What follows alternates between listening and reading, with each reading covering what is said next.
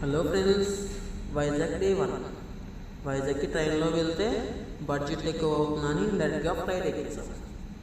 గాలిలో తేలుతూ చాలా ఎకనామికల్గా వైజాగ్లో దిగిపోయాం. డైరెక్ట్గా వెళ్ళి సింహాచలం అప్పన్న దర్శనం చేసుకున్నాం.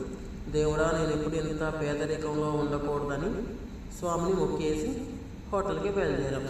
స్టే ఎక్కడంటే మన బడ్జెట్కి తగ్గట్టు చిన్న దాబా లాంటి హోటల్లో చెక్ ఇన్ అయ్యాం. నైట్ అలా బ్యాచిలర్ ఫార్మల్ డ్రింక్తో స్టార్ట్ చేసాం, ఎందుకంటే మనది చాలా ఫార్మల్ ట్రిప్ కాబట్టి.